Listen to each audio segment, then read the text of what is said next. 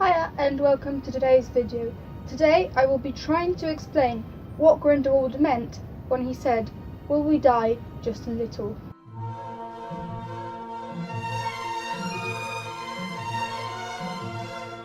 Just to clear things up a bit, I have not watched or seen any videos discussing this topic, nor have I read any text posts or theories online.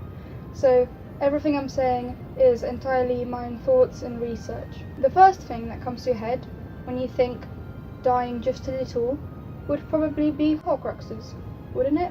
Grindelwald is the second darkest wizard of all time, according to the Life and Lives of Albus Dumbledore. Apparently, in the Life and Lives of Albus Dumbledore, it says, in the list of most dangerous dark wizards of all time, he'd miss out on the top spot only because you-know-who arrived a generation later to steal his crown. Since you-know-who had horcruxes and he is the darkest wizard of all time and Grindelwald follows him just slightly behind, it wouldn't not make sense for Grindelwald to have a horcrux, especially since Grindelwald attended Durmstrang, and any dark arts stuff is encouraged or maybe close an eye on there.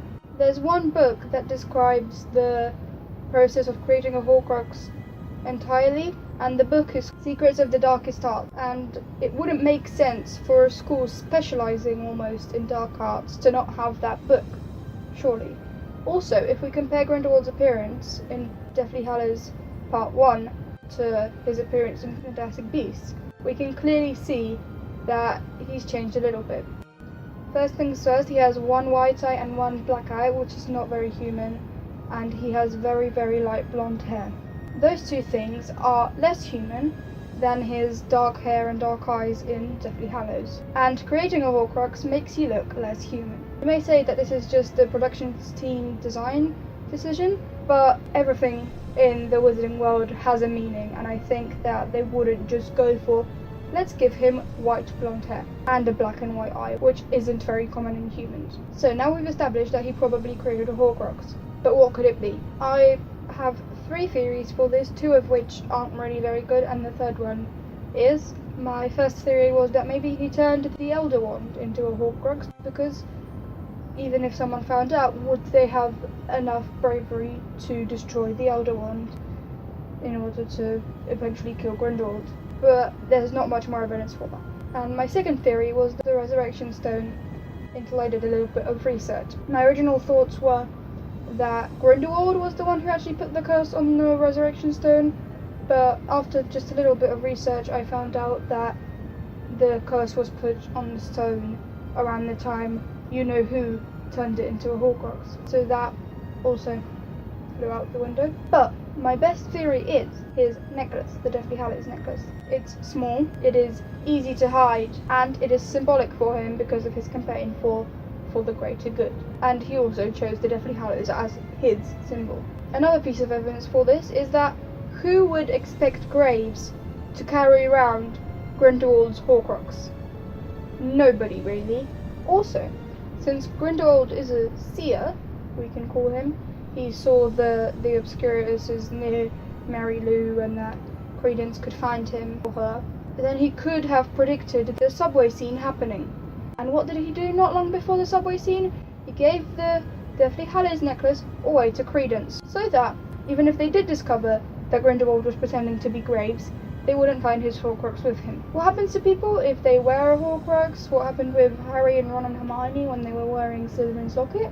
They go a bit corrupt, let's say. Credence was a pretty calm obscurial before he got the necklace. He really only went through streets which didn't kill anyone.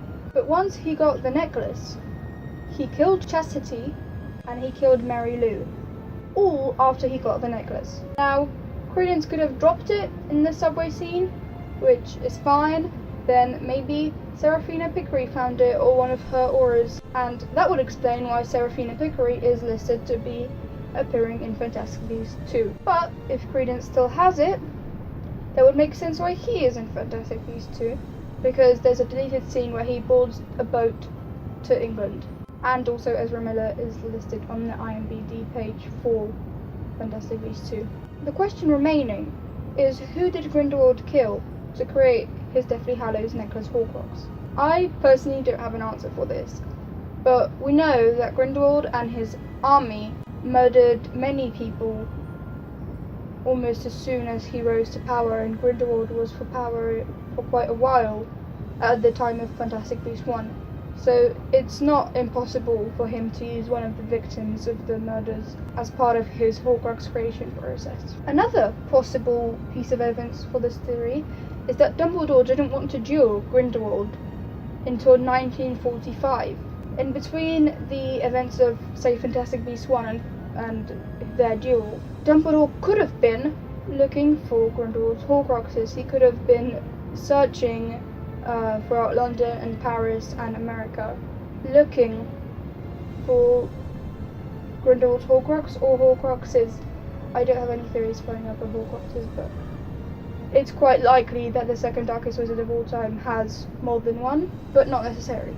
Even if Dumbledore didn't want to kill Grindelwald, it would ensure that if he were to do that, the remaining soul part of Grindelwald couldn't go and find the horcrux where he left it, so that he couldn't rise to power again. The horcrux would have obviously had to been destroyed between 1945 and 1998, because you know who killed Grindelwald in 1998. So, in short, Grindelwald created a horcrux and told Newt about it with the phrase, "Will we die just a little?" It was his Deathly Hallows necklace, because who would have suspected it, and it corrupted Credence once he got it. Who he killed is hard to tell, but many people were murdered by him and his army before the events in Fantastic Beasts 1, so surely there will be someone. So, that is it for the video. I hope you enjoyed it. If you wanted to share the theory with someone, go ahead, and you know what to do. I will see you in the next video. Bye bye!